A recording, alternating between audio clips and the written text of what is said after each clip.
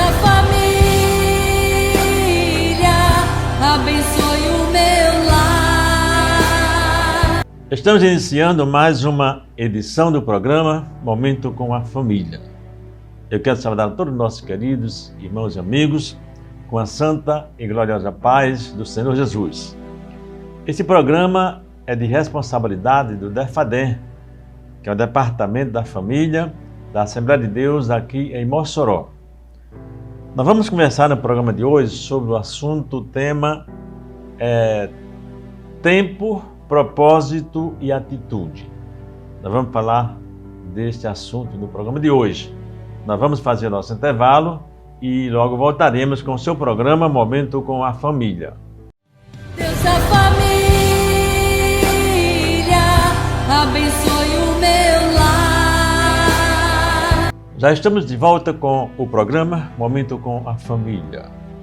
Dou graças a Deus porque Deus tem me dado graça e aqui nós estamos mais uma vez falando assuntos que são relevantes para o nosso convívio, nosso relacionamento familiar, de modo geral. E no programa de hoje nós vamos conversar sobre o tópico que eu coloquei exatamente sobre tempo, propósito e atitude. São 3 elementos que determinam, vamos dizer assim, nossas realizações.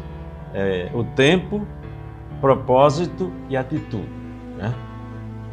E para a nossa base, meditação, eu gostaria de ler uma passagem bíblica lá em Cantares, aliás, em Eclesiastes, capítulo 9, versículo 11, que diz assim a palavra de Deus: Vi ainda debaixo do sol que não é dos ligeiros o prêmio, nem dos valentes a vitória, nem tampouco dos sábios o pão, nem ainda dos prudentes a riqueza, nem dos inteligentes o favor. Porém, tudo depende do tempo e do acaso. Eclesiastes, capítulo 9 e o versículo de número 11.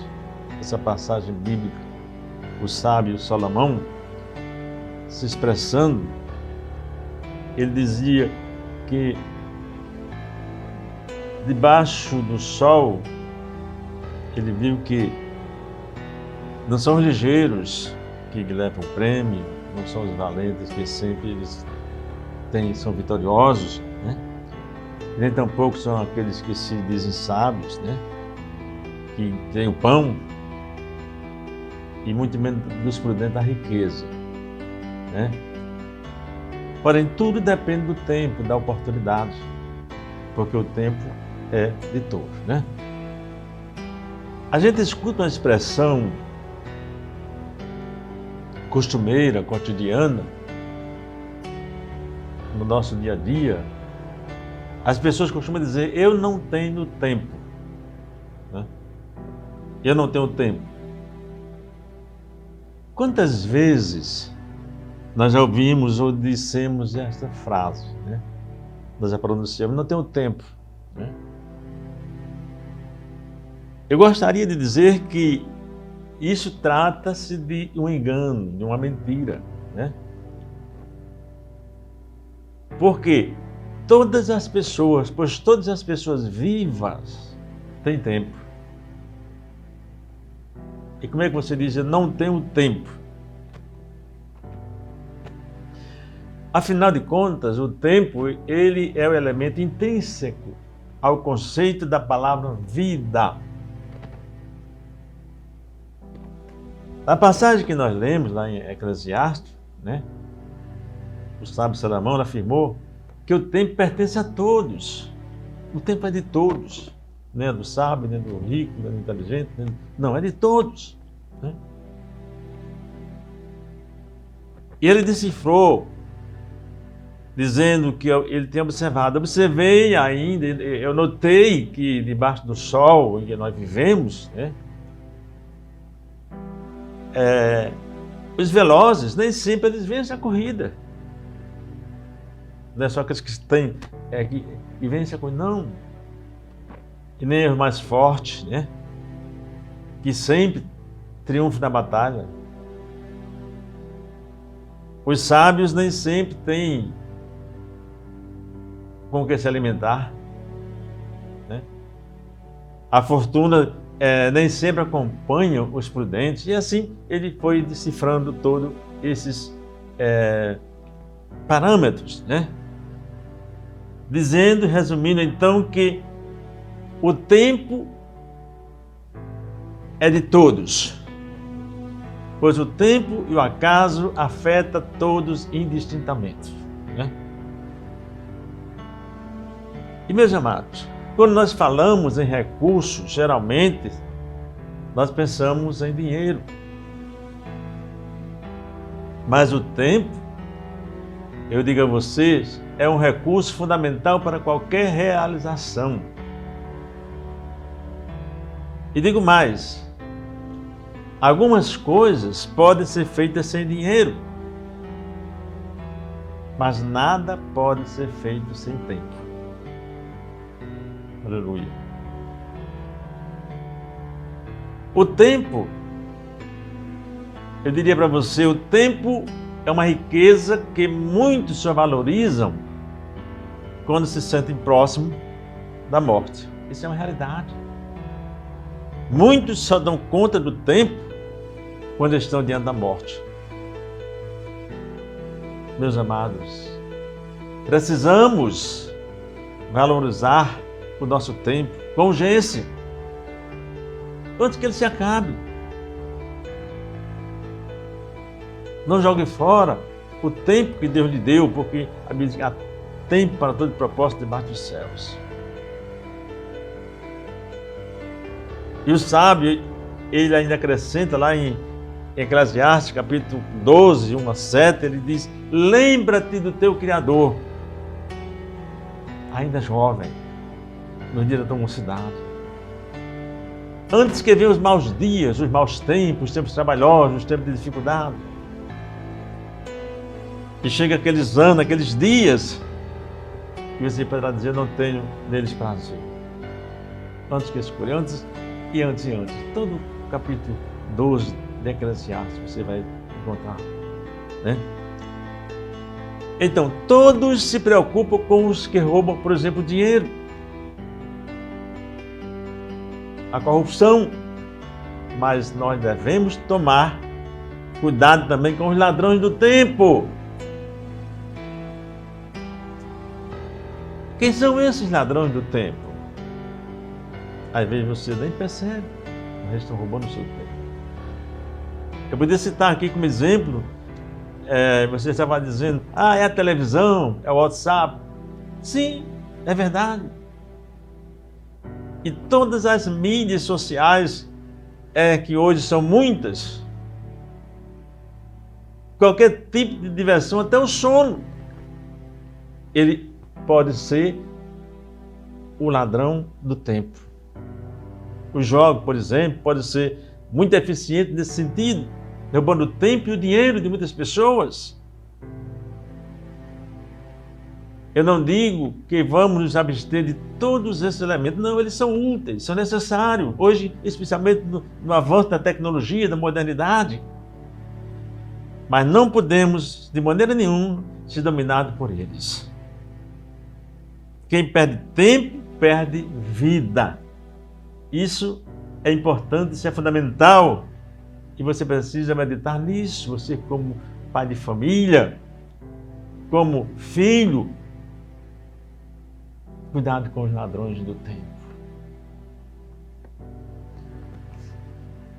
Por exemplo, o próprio trabalho pode ser um ladrão do tempo. Sim. Quando nós dedicamos a ele, ao trabalho, os momentos que deveriam ser de Deus e da família, o trabalho está se tornando um ladrão do nosso tempo. O que nós precisamos entender é que o tempo, como todo recurso precioso, ele deve ser administrado. E na Bíblia nós temos um mau exemplo de administração. Lá no livro de Provérbios, capítulo 6, versículo 9, o sábio fala do preguiçoso. Até quando você vai ficar deitado, preguiçoso? Eclesiastes, aliás, Provérbios 6 e 9. Quando se levantará do seu sono? Está perdendo tempo, sem trabalhar, dormindo. É um pouco para dormir, um pouco para cochilar, um pouco para cruzar os braços em repouso. É assim que o preguiçoso divide suas horas. E quando ele menos imagina, não tem tempo para resolver, não tem propósito, não tem atitudes. Lá no livro de Gênesis, nós temos um bom exemplo de administração, lá em Gênesis capítulo 1. A obra da criação, ela mostra exatamente um bom aproveitamento da semana, dos dias da semana. Cada dia com seu propósito. Né? Meus amados, meus queridos, para administrar bem o tempo, nós precisamos estabelecer prioridades. E para isso, precisamos ter em mente um propósito a ser realizado. Não esqueça de uma coisa: tempo e propósito, eles são inseparáveis. Então, para você administrar bem o seu tempo, você precisa estabelecer prioridades. Quais são as suas prioridades? Quais são os seus propósitos? Nunca esqueça que o tempo existe para o propósito. Salomão escreveu dizendo o seguinte, lá em Eclesiastes 13:1, há um tempo determinado para todo propósito debaixo do céu.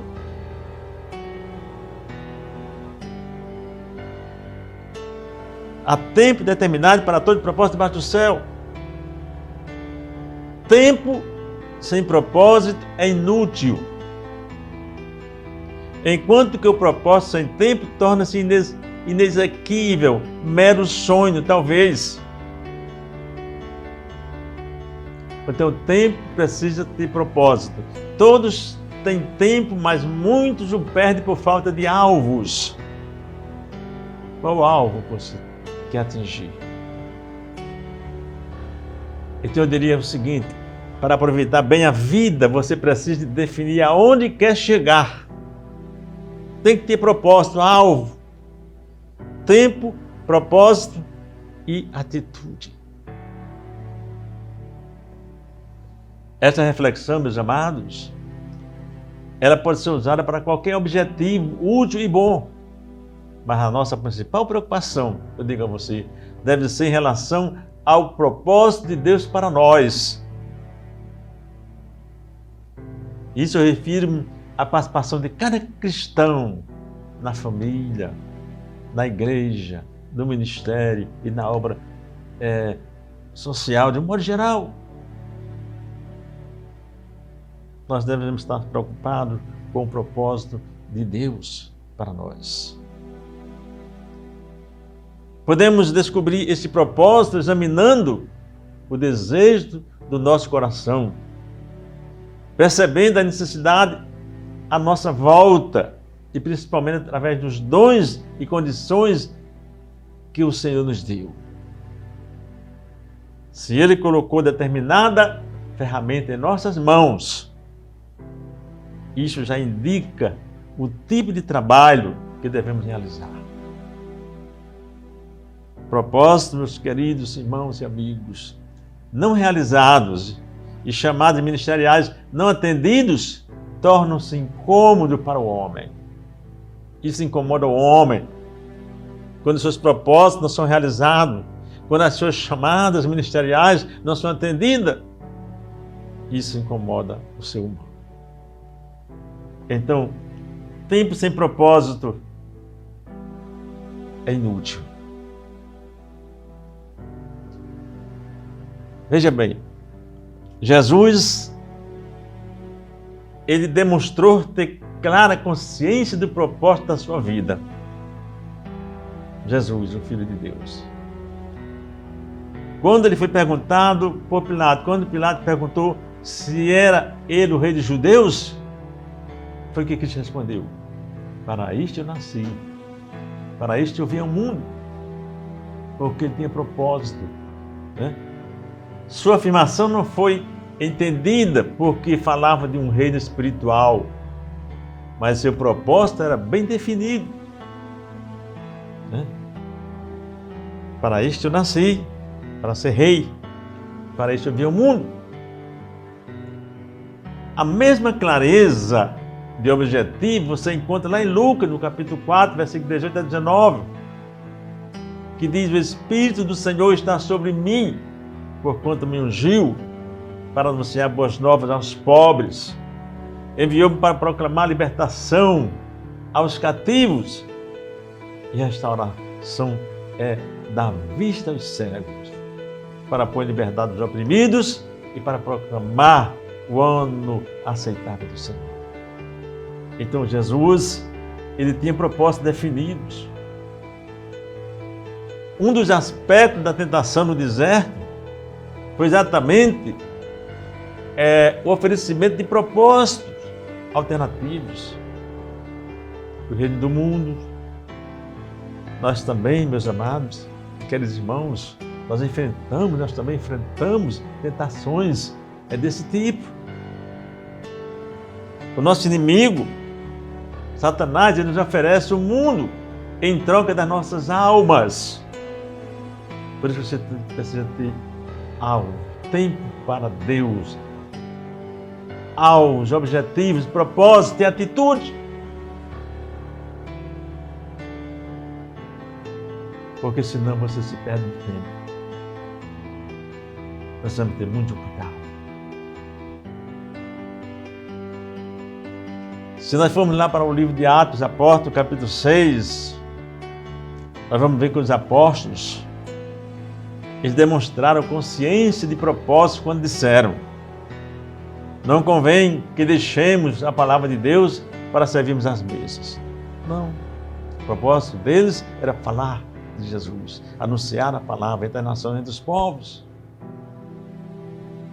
O apóstolo São Paulo também sabia muito bem o que Deus queria que ele fizesse. Quando ele escreveu aos Coríntios, ele disse: porque Deus não me chamou para batizar, mas para evangelizar. Então ele tinha um propósito, ele sabia qual era o propósito dele. Você precisa descobrir qual é o propósito que Deus tem para a sua vida. Qual seria a dificuldade de o apóstolo São Paulo batizar os que foram por ele evangelizados? Nenhuma. O problema é que se houvesse milhares de pessoas para serem batizadas, isso poderia atrasar ou impedir suas viagens missionárias, inviabilizar a fundação de novas igrejas, mas não, o propósito dele era falar de Jesus, era evangelizar, a obra missionária. Notamos, portanto, que os propósitos, meus amados, alternativos podem ser até corretos e bons, mas nós precisamos focalizar o principal, o melhor. O que você está focando, né? A história de Marta e Maria, ela ilustra bem este tipo de escolha. Maria escolheu o melhor. Que você possa realmente se colocar diante de Deus, diante do tempo que Deus colocou na sua vida.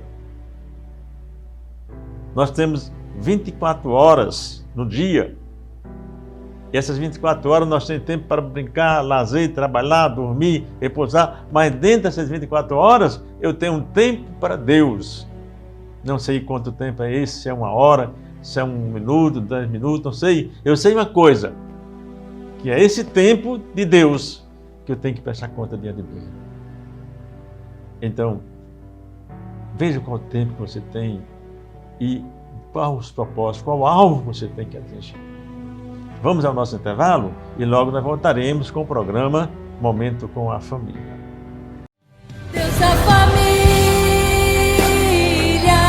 abençoe o meu lar. Já estamos de volta com o programa Momento com a Família.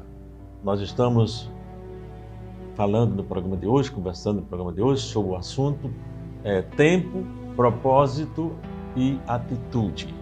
Esse é o assunto, o tema que nós estamos conversando no programa de hoje. Muito bem. Precisamos ter propósitos. Propósitos importantes na vida. Precisamos ter propósitos importantes na vida. Não nascemos apenas para comer, beber, dormir, reproduzir, trabalhar e pagar as contas. Não. Não foi só para isso que nós nascemos, né? Se for isso, ficamos em desvantagem em relação, por exemplo, aos animais, pois eles não têm contas a pagar. Precisamos ter um propósito ou alguns propósitos. Mas se eles forem feitos, se eles forem muitos, numerosos, podemos perdê-los todos, como, por exemplo, um malabarista que deixa cair todas as peças, porque tem muitos propósitos. Nós devemos ter um alvo, né? O propósito é um alvo como aquela estaca que o lavrador coloca no fim lá do seu campo, na qual fixa seu olhar enquanto dirige o arado. Lá está o ponto, o limite até onde ele pode ir.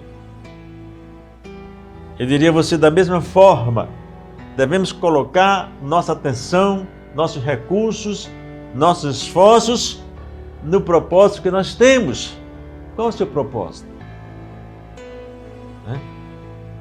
É construir, é evangelizar, é criar filhos. Então, você precisa colocar toda a sua atenção, seus recursos, seus esforços, né? Quem desvia o olhar para outros alvos torna tortuoso, vamos dizer assim, um sulco aberto no solo, o agricultor fez.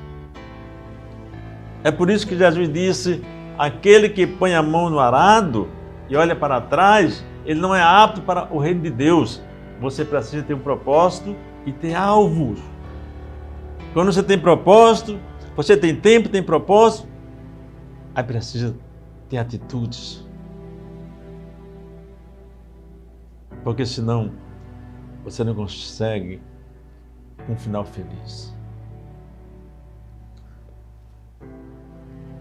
Por exemplo, uma partida de futebol pode servir como exemplo da relação entre tempo, propósito e atitude. Tudo no jogo gira em torno do tempo. São 45 minutos de jogos, 90 minutos nos dois tempos, né? O tempo, ele é um elemento fundamental. Agora, existe também um propósito, que geralmente é o quê? É a vitória. Mas o resultado não será positivo se não houver nos jogadores o que é a atitude. Atitude correta, envolvendo concentração, dedicação, esforço e determinação. Então veja bem, sem uma boa atitude o propósito se perde. Se não houver uma boa atitude, o propósito se perde. O tempo da partida é 90 minutos. Qual o propósito? É a vitória. E para se ter a vitória, tem que ter atitude, tem que haver concentração, tem que haver dedicação, tem que haver esforço, tem que haver determinação. Porque senão você não vai conseguir o objetivo que você deseja. Meus amados, meus queridos, as atitudes certas envolvem decisões e ações. Está entendendo? As atitudes certas envolvem decisões e ações. Por exemplo, por volta dos 30 anos de idade, Jesus tomou algumas providências importantes e inabaláveis na sua vida. Quais foram essas atitudes? Olha, ele deixou o trabalho na carpintaria com seu pai. Ele procurou João e batizou-se. Ele jejuou 40 dias. Depois enfrentou Satanás no deserto. Ele teve que sair da casa dos pais e mudou-se de cidade. Nazaré para Belém, Samaria. Ele escolheu seus discípulos. Aí começou o seu ministério. Então, aquelas ações eram necessárias e urgentes para que o seu propósito se realizasse. Aleluia. Veja que nós temos que ter atitudes, não só o tempo resolve. Você tem que ter tempo, propósito, mas tem que ter atitudes. No tempo certo, Jesus tomou as atitudes necessárias para realizar o propósito dele, para o qual ele veio realizar aqui na terra. Aleluia. A vida de Jesus se divide entre antes e depois dos 30 anos. Não por causa da idade em si, mas em função das atitudes que ele tomou. Depois disto, suas realizações foram numerosas e maravilhosas, porque ele aproveitou o tempo certo, teve o propósito, era firme e as atitudes presentes. Se olharmos para os discípulos de Cristo, também precisaram tomar algumas atitudes diante do chamado que receberam.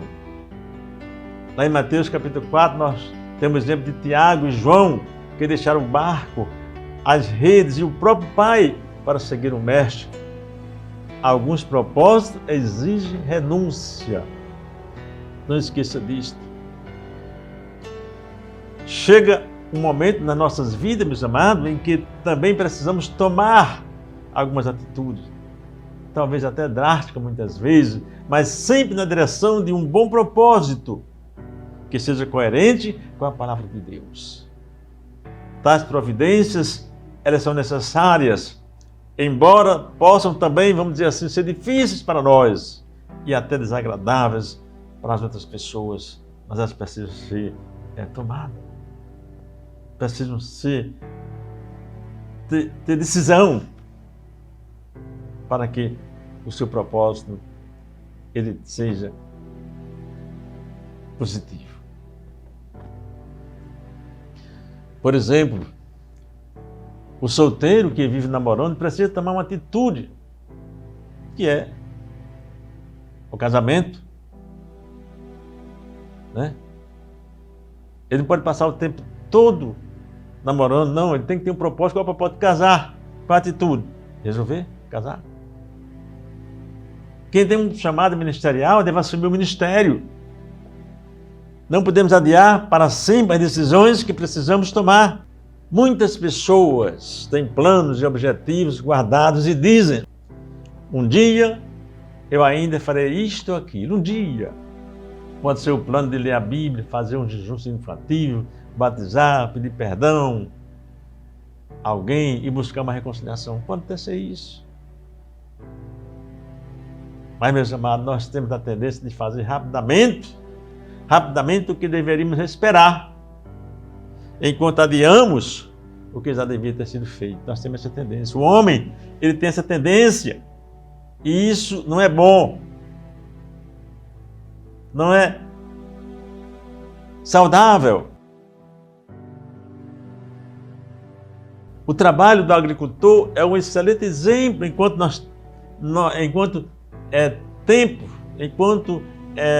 ou seja, o trabalho do agricultor é um excelente exemplo envolvendo tempo, propósito e atitude. Combinando bem esses elementos e tendo a bênção de Deus, o resultado será uma colheita abundante. Fazendo o mesmo, nossa vida será repleta de bons frutos. Meus amados e queridos telespectadores, rádio ouvintes, que os nossos resultados não sejam apenas materiais e egoístas, pois eles pois de nada adiantará chegarmos diante de Deus dizendo: Senhor, eu fui o melhor profissional da minha área.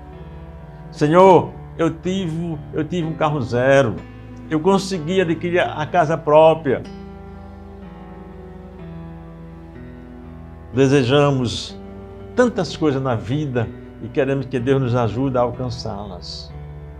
Mas o que Ele espera de nós, meus amados, são, antes de tudo, frutos espirituais, principalmente as demonstrações concretas de amor ao próximo, auxílio aos necessitados e a pregação do Evangelho, amor à família, aproveitando bem o tempo, com bons propósitos e atitudes corretas. Diga a vocês, seremos abundantes na produção de tudo aquilo que agrada a Deus e engrandece o seu nome. Que Deus te abençoe, que Deus te ajude, que você possa entender e compreender o valor e valorizar a questão do tempo, dos propósitos, das atitudes na sua vida. Que Deus abençoe a sua vida. Estamos chegando ao momento do nosso programa, mas eu gostaria de orar com você, pedir a bênção de Deus para nossas vidas, que nos ensine realmente a tomarmos esse tempo certo, os propósitos com um fim. Vamos orar. Pai de bondade, Pai de misericórdia, eu te adoro, Senhor, e agradeço a Ti a oportunidade daqui estar mais uma vez diante de Ti, na Tua presença. Pai de amor, eu te peço uma bênção especial pela vida de cada um dos teus servos que nos escuta nessa oportunidade, que nos ouve, Papai, que nos assiste, que Tu possa falar aos seus corações, Papai, e abençoar que eles sejam harmônicos, ó Deus, em administrar o tempo com propósito e com atitude. Pai de amor, eu te agradeço assim estas bênçãos, Pai, e te peço tudo no nome maravilhoso de Jesus. Amém e amém. Que Deus os abençoe. Até o nosso próximo programa. Deus, a família, abençoe o